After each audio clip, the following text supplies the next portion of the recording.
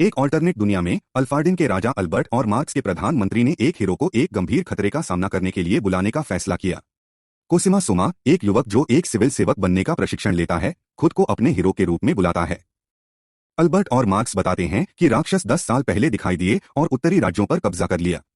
शेष राज्य उन्हें आक्रमण करते रहते हैं, लेकिन सेनाओं को बनाए रखना महंगा है, इसलिए काजियो को दिवालिया अल्फ्रेड और किंगडम द्वारा ग्रैंड कैओस किंगडम में व्यापार करने के लिए बुलाया गया था। सोने के बजाय काजिया ने अल्बर्ट को उसे रखने के लिए मना लिया क्योंकि वह प्रशिक्षण ले रहा था।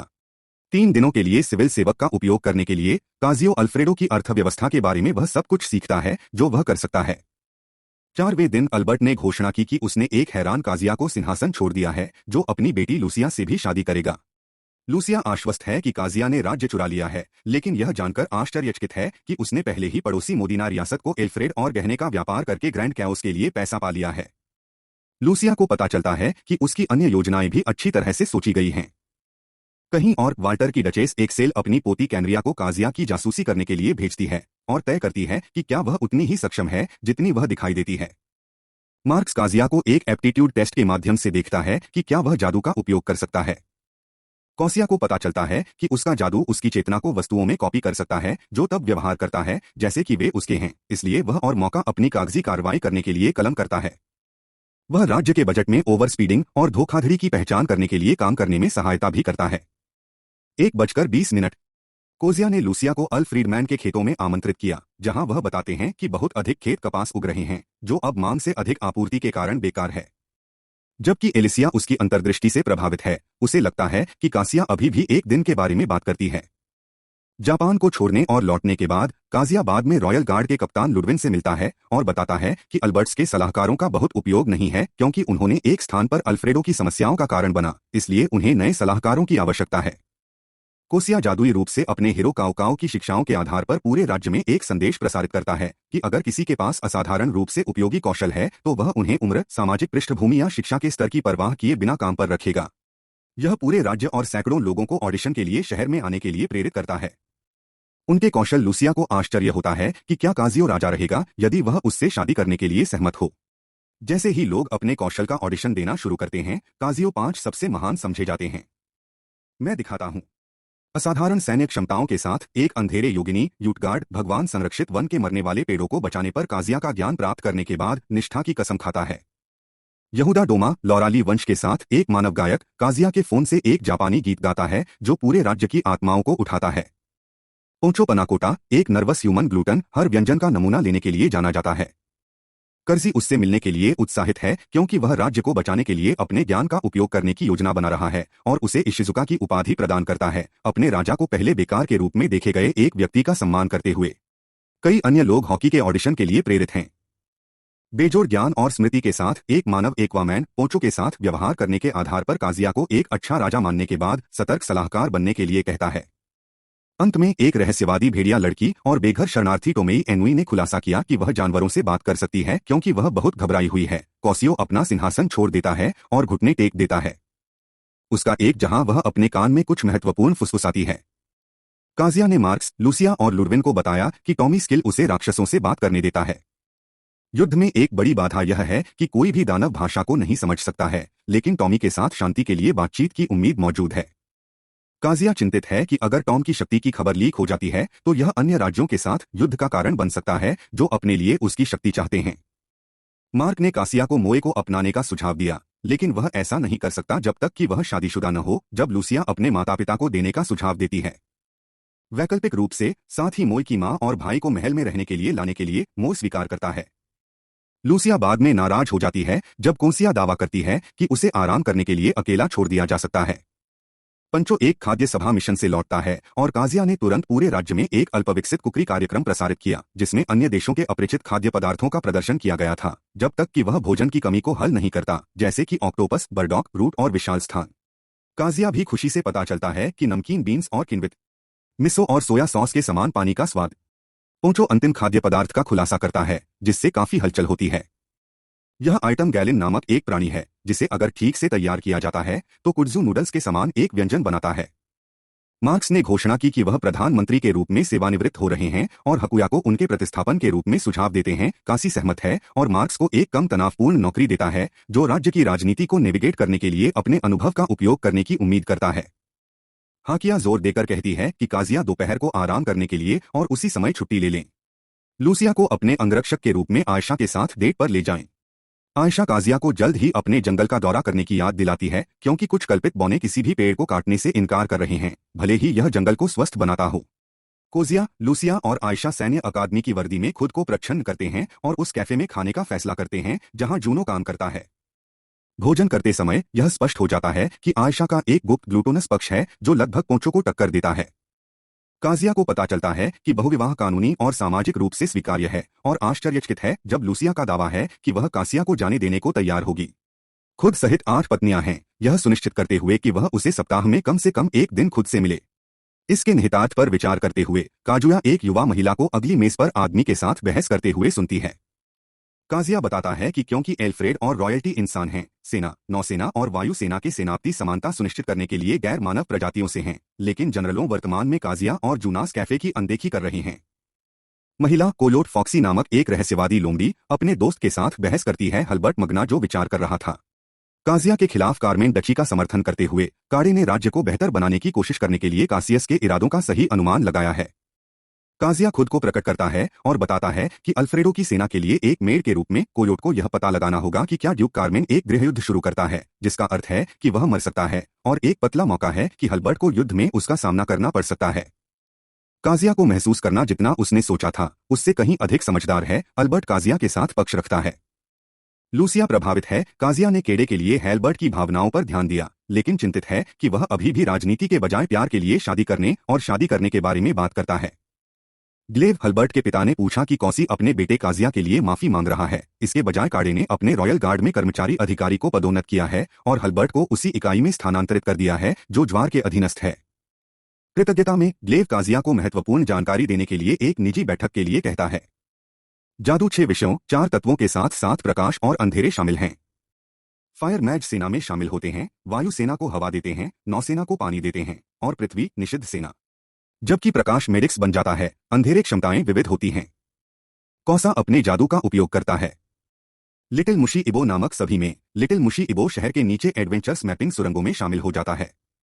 उनका सामना एक समंदर से होता है जो उन्हें छोटे मुशी इबो के साथ भागने के लिए मजबूर करता है। एक साहसी को बचाता है जिसे आप जानते हैं कि कौन उस पर क्रश विकसित करता है। काजिया सचिवों के लिए धन्यवाद। वह प्रोजेक्ट वेनेटो नोवा अल्फ्रेडो के तट पर एक नए बंदरगाह के निर्माण और सैकड़ों नई सड़कों के लिए धन सुरक्षित करता है। कोजिया वेनिस एनोवा का दौरा करती है, लेकिन पता चलता है कि निर्माण को उरब नामक एक गांव के बुजुर्ग ने रोक दिया था, यह दावा करते हुए कि भूमि समुद्र के देवता काइजन की है और एक समुद्री राक्षस द्वारा संरक्षित है।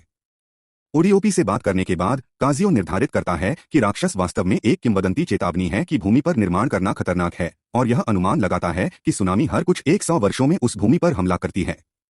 इसलिए वह वेनिस एनोवा को स्थानांतरित करता है और अर्थ मैजेस ने लाइकिया को दबाने में विशाल बाढ़ सुरक्षा का निर्माण किया है कि वह भविष्य में संभावित रूप से हजारों वर्षों तक राज्य सुरक्षा सुनिश्चित कर रहा है।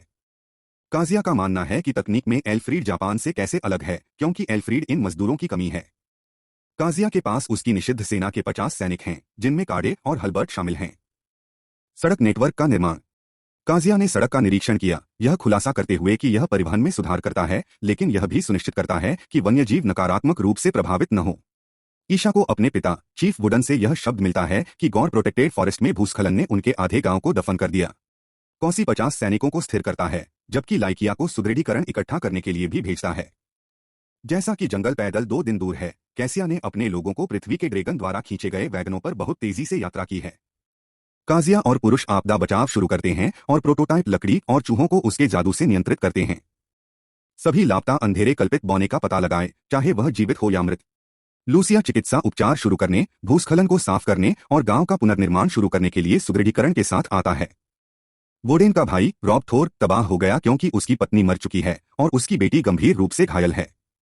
ईशा ने खुलासा किया कि रोथोर्न कोसी के अति पिछड़े पेड़ों को पतला करने के सुझाव के मुख्य विरोधियों में से एक था, जो भूस्खलन को रोक सकता था। लूसिया आश्चर्यचकित है जब काजिया निजी तौर पर पूरे राज्य के लिए पर्याप्त आपदा तैयारी सुनिश्चित नहीं करने के लिए खुद को दोषी ठहराती है। काजिया को सोने में परेशानी हो रही है तनाव से, इसलिए जूनियर उसे सोने के लिए गाना शुरू कर देता है। वायुसेना के जनरल कॉस्टर वर्गास अमादिना रियासत के समर्थन से काजियों के खिलाफ विद्रोह करना चाहते हैं, लेकिन नौसेना के जनरल एक्सेल वाल्टर्स अनिच्छुक हैं। सेना के जनरल गोरे कर्मिन दक्षता के नाम पर अधिकार के पुरुषों को हटाने के लिए काजिया का तिरस्कार करते हैं। अमोनिया में राजा गयुस ने खुलासा किया कि वह अंततः दोनों पक्षों को धोखा देने की योजना बना रहा है, क्योंकि वह भोजन की कमी की घोषणा करता है और उसे एक योजना पर आगे बढ़ना चाहिए जिसे वह क्रूर मानता है, लेकिन सुरक्षा में अल्फ्रेड के लिए आवश्यक है। गयुस अपने मंत्री कोलबर्ट की चेतावनियों को अनदेखा करता है कि उसकी योजना अंतर राज्य संघर्ष पर प्रतिबंध का उल्लंघन करती है। कोलबर्ट को निकाल दिया जाता है, इसलिए गयुस की बेटी रोरा इसके बजाय कोलबर्ट को अपनी योजना में शामिल करती है। काजिया जनरलों से मिलता है और चेतावनी देता है कि या तो वे उसके शासन में जमा हो या व्यापारी बन जाएं। एक्सेल यह सुनकर संतुष्ट है कि वह कोई बदला नहीं लेगा और लैगून सिटी को अल्फ्रेडो के नौसैनिक अड्डे के रूप में रखेगा, इसलिए वह प्रस्तुत करती है। कॉस्टर ने काजिया को राजा के रूप में स्वीकार करने से इनकार कर दिया और जॉर्ज के साथ गद्दार बन गया। लाइसिया ने अपने बाल काट दिए, जो एक शेर आदमी को जॉर्ज की तरह पूर्ण संकल्प की प्रतिज्ञा है। कोजिया ने बैठक से पहले अपनी दादी एक्सेल के साथ शांति की व्यवस्था करने के लिए जूना को धन्यवाद दिया और मोडेना ने अपना आक्रमण शुरू कर दिया।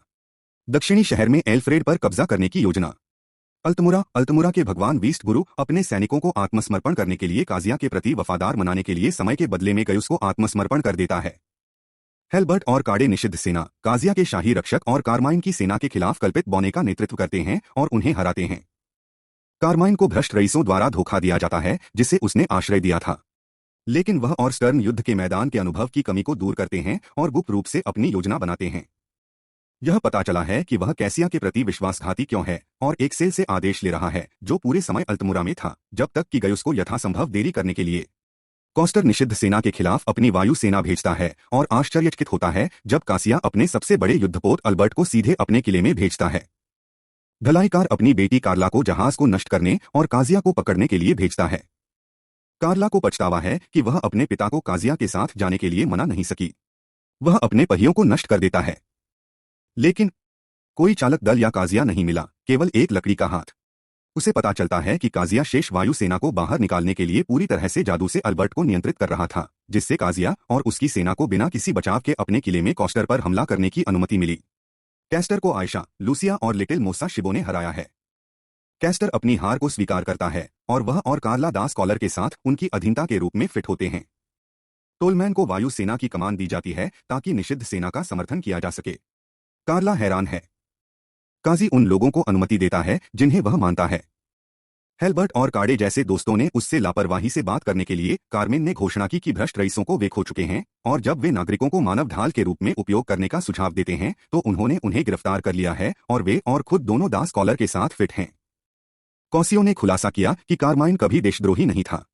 वह पूरे समय काजिया के प्रति वफादार था, लेकिन भ्रष्ट रईसों के छिपे हुए राजद्रोह को उजागर करने के लिए एक गद्दार के रूप में पेश किया, जिससे कॉसिया उन्हें अच्छे के लिए हटा सके। यह महत्वपूर्ण जानकारी ग्लेव ने अपनी निजी बैठक के दौरान दी थी। एक्सेल खुद को गयुस के सामने प्रकट करता है, जिसे पता चलता है कि वह था सही। कैसियो ने पूरे राज्य को कारमाइन और कैस्टर की अपनी हार और अमादिना पर आक्रमण करने के इरादे से प्रसारित किया। गयुस अमादिना में लौटने का प्रयास करता है, लेकिन रास्ते में निषिद्ध सेना के घात में अपनी आधी सेना खो देता है और जब तक वह वॉन को वापस कर देता है तब तक अमादिना की शाही राजधानी काजिया ने पहले ही उस पर कब्जा कर लिया है। गयुस अपनी सेना को कॉसिया पर हमला करने का आदेश देता है, इतनी आसानी से युद्ध की घोषणा करने से परेशान है और निष्कर्ष निकालता है कि उसे वास्तव में एक राजा की तरह काम करना चाहिए। दोस्तों ने अपने बेटे जूलियस को पीछे हटने का आदेश दिया। वह फिर काजुया को मारने के लिए लड़ाई में प्रवेश करता है। काजिया एक मौखिक देने का प्रयास करती है। अंतिम इच्छा और वसीयतनामा अगर वह मर जाता है तो कार्ला लूसिया क्वीन का नामकरण करती है, लेकिन कार्ला मना कर देती है और गयुस फोरम को मारने पर जोर देती है। कार्ला गयुस से अभिभूत है जब तक कि वह कैसिया के आगमन से विचलित नहीं होता है, जिससे छोटे मासाहिरों को गयुस को पकड़ने और विस्फोट करने की अनुमति मिलती है। काजिया के धनुर्धारियों द्वारा गोली मारने से पहले गयुस लंबे समय तक जीवित रहता है ताकि वह काजिया के पैरों पर अपनी तलवार फेंक सके। रोरोरो को अपने पिता की मृत्यु का शब्द मिलता है और उसके प्रति अरुचि के बावजूद यह जानकर रोना शुरू कर देता है कि वह इंटर किंगडम युद्ध पर प्रतिबंध के कारण कानूनी रूप से अमादिना का दावा नहीं कर सकता है और यह कि मदीना के नागरिक अल्फ्रेटन के खिलाफ कड़वे हैं। कैसिया इसके बजाय धन के पुनर्निर्माण के लिए हथियारों के अपने भंडार को बेचता है और भोजन की कमी के बीच मुकाबला करने के लिए अल्फ्रेटन से आपूर्ति किए गए भोजन का आदेश देता है। वह आयशा और जूना द्वारा आयोजित एक संगीत कार्यक्रम भी प्रसारित करता है, जिसमें मार्गरीटा वंडर अमेजोनिया के सबसे लोकप्रिय जनरल शामिल हैं, यह साबित करने के लिए कि उनके पास अब या भविष्य में अमोनिया के खिलाफ कोई बीमार इच्छा नहीं है। मारिया यूफोरिया ग्रैंड कैओस साम्राज्य की आदर्शवादी नेता जिसने अपनी बहन के बाद से इंटर किंगडम युद्ध पर प्रतिबंध लगाया। काजुया काजिया से मिलने के लिए जेनी समाप्त हो गई है क्योंकि गयुस की दमनकारी सैन्य तानाशाही को समाप्त करने के बाद से अमोनिया के नागरिक लगातार जश्न मना रहे हैं। पोंचो खाद्य जड़ों के साथ एक लिली की खोज करता है, आलू के समान जो अमोनिया की खाद्य समस्या को हल कर सकता है।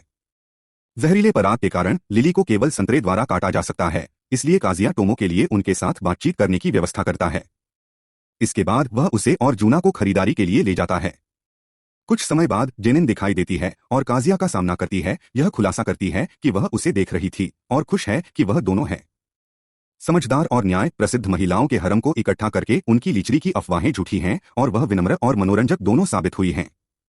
वह माफी भी मांगती है क्योंकि यह आंशिक रूप से साम्राज्यों की गलती थी। अल्फ्रेड और उसे जापान से अपने कर्ज का निपटान करने के लिए बुलाया, लेकिन काजिया समझता है कि अल्फ्रेडन के लिए यह राजनीतिक आवश्यकता थी और वह कोई शिकायत नहीं करता है। दुर्भाग्य से जेनिन बताते हैं कि उनका आक्रमण अभी भी अवैध था और उन्हें मारिया को जवाब देना होगा। पजिया टोमो और जूना के साथ घर लौटती है और आयशा और लूसिया को उपहार देती है और यही वीडियो का अंत है। हमेशा की तरह अगर आपको पसंद आया कि आपने क्या देखा तो चैनल को सब्सक्राइब करें। मैं इस तरह से बहुत सारे वीडियो अपलोड करूंगा, इसलिए मैं आपको अगले एक में देखूंगा।